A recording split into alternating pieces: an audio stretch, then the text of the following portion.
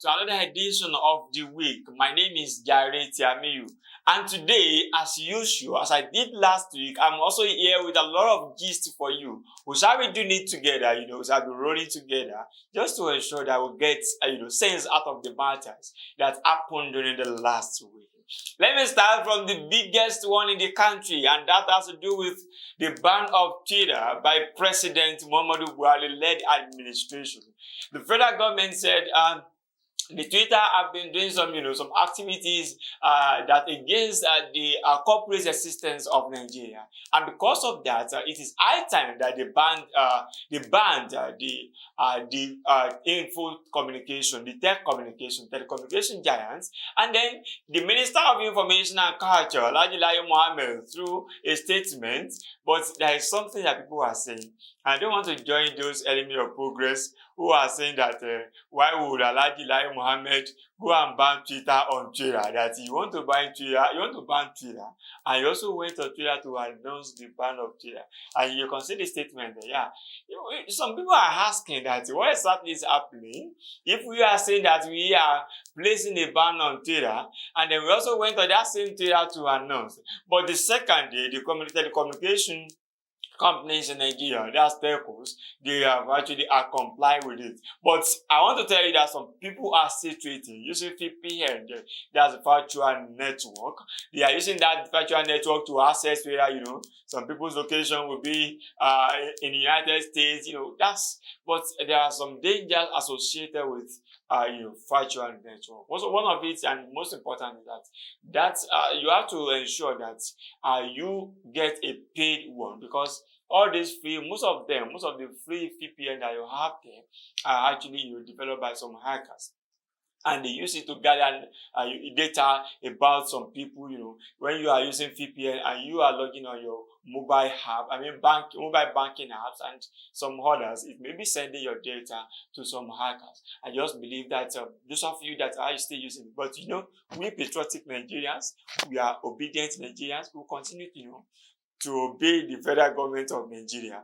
So we'll see what is going to happen. But the United Nations, European Union, and then some other countries like Republic of Ireland, France, and some other countries, Sweden also, they have come out to say no. What the President Muhammadu Buhari has done is like gagging against the freedom of expression that is actually contained in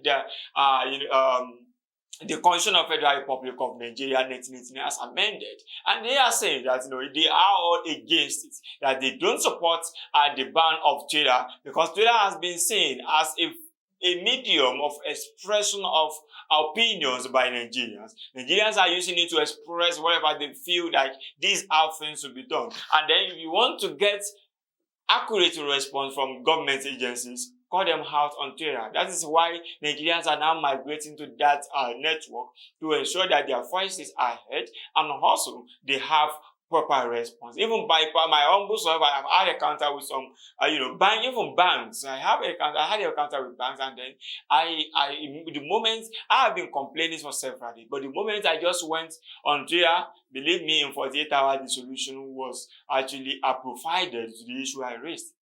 And some other companies like that. But the federal government. But before that, let's see the tweet that actually led to all this imbroglio that we found ourselves. This is a tweet of President Muhammadu Buhari. Muhammadu Buhari was threatening, some youth in the country with what he calls civil war, that he would treat them with the language they understand. And so the Twitter said that is actually very too worthy from the president. Then he went ahead to delete this, and then that led to the whole problem, as we have seen. So we'll continue to monitor. We don't know how many years, but don't know how many years or how many months that we are going to have ban on Twitter in Nigeria. Moving on, let's come to Osun State. The politics is getting more interesting. Former Governor Rauf Aregbesola had his birthday celebration in Lizard over the weekend, and then the most interesting aspect of it is that Governor, his successor, the person that they are in the same, is former chief of staff. Let me put it that way, and the present governor was not at the program. He sent his commissioner for political affairs and intergovernmental relations, Mr. Taiwo Akeji. It's a regular face on insightful moments. And Some people are asking, our governor was celebrating, that was actually fell on the same day they are having World Environmental Day. And this year's edition was celebrated in Osun. The governor was there, as you can see some of the pictures there. But some people are asking that, no, wait, the former governor is celebrating his birthday, and then the governor was nowhere to find. And then not only that, the deputy governor, all the ranking members in this present administration were nowhere to be found. And then even the former governor did not actually have the matter. He got to the event and he declared his support for top, the Osun Progressive. That is the group that is actually saying that Oyetola is not coming for another term. And the former governor, Aregbesola, also declared, he said that he is going to ensure that he spends everything he has. He's going to use everything he has to support top in their mission to stop Gboyega Oyetola come 2022. You can see it's becoming interesting. And we'll continue to monitor that as it moves on. But there's another issue that actually interests me in Osun State. Osun government launched youth policy documents. Yes, that is it. Yeah? Yes, you can see it's a very interesting one. I've actually gone through the youth policy document. It's a very good one if it is implemented. If it is implemented. Because we have a lot of good policy, good dialogue, very interesting discussions, but implementation have always been problems. And we believe that this youth policy document is going to be implemented to latter. If it is implemented, I believe that also youths are going to enjoy something good from the government. See, in Osun State, this is a very interesting one. I feel just very happy. A mother of triplets was actually stranded in an hospital in Hodumu, Aidade local government area of the state. And a friend, a very good social media user, Mr. Ahmed Raji. Mr. Ahmed Raji saw the situation and he posted about it on his Facebook page. And you can say that, some people are very, very kind, or some people are very, very kind. I repeat it. You can see people now coming to this mother's aid, this triplets mother's aid. You can see a lot of people have come to her aid. One of them is the wife of the former governor, Alaja Serifa Aregbesola. She sent some hemispheres and then some food items and some cash. And also, the House of Representative member representing the federal constituency of Aida Aderiwole and Shokon, Mrs. Olukemi Oluga. She also come to this person's aid, and also we have some other organizations. But I want to give a special kudos to this brother of mine, Ahmed Raji, who actually brought the matter to the fore, and he ensured that people, come to this person's aid. We appreciate you, and we believe that some younger persons in Osun will actually emulate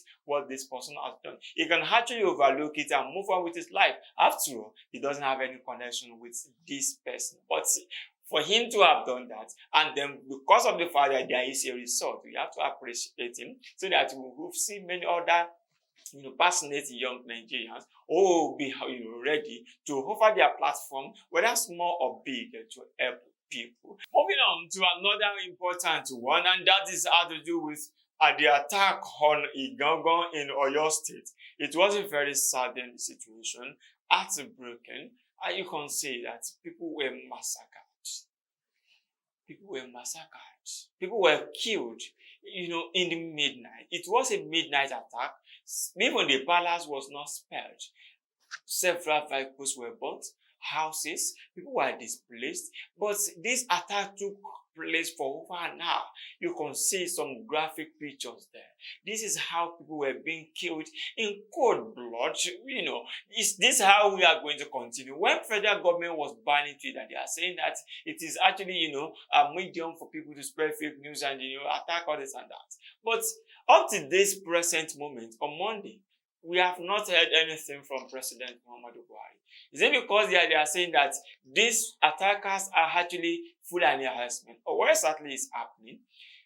Police said 20 persons were killed. The residents were saying 17 persons. We also heard that it was 15 persons. But whatever, even 11 persons, which is the least number, we are talking about life here. Talking about the lives of Nigerians. And then even if it is just 11, this is not just. It is people. People were being killed. See the properties that have been burnt down, destroyed by these attackers. This is how we are going to continue. The security situation in this country is becoming worrisome and getting worse on daily basis. President Muhammadu Buhari, come closer. What exactly is going on? Are we saying that these attackers are bigger than the laws of Federal Republic of Nigeria? Can we continue this way? This is how we are going to say we have one Nigeria. When some people are being killed, they have been attacked by some, people from other ethnics. And we say we will continue to have one Nigeria. I believe I want to sincerely condole with the families of the deceased and also the people of the Gongo who have lost one or two properties to the attack. May God Almighty console all of you, and then may He replenish all your loss. Moving on, it is another one, another saddening situation, and that is the death of Prophet Temitope Balogun Joshua, Prophet TB Joshua. He died in the late hours of Saturday. His death was announced on Sunday, and then some people were still like, no, he didn't die. You can see some mourners there who stormed the church on Sunday, even though there was no, there was no what we call service, just Sunday service, but people were actually in the church mourning this man of God. May his gentle so rest in perfect peace. And he died at the age of 57. He should be celebrating his birthday on June 12th, but he didn't live to witness the birthday. We wish him, may God continue to repose his soul. Rest in peace, Prophet TB Joshua. That is how far we can go into this episode. Thank you for being part of it. Before I sign out today, I want to give a special regards to all our subscribers, people that have subscribed to Insight Multilinks Media on our Facebook page and on our YouTube. And those of you that are just watching us, just watch and go. God is looking at you. God is looking at you. Along with translate it. Yes. God is looking at you. On behalf of all of us that have been part of this production, thank you for being part of it. This is just some other time when I come your way again with another loaded edition of the week. Ensure you stay blessed.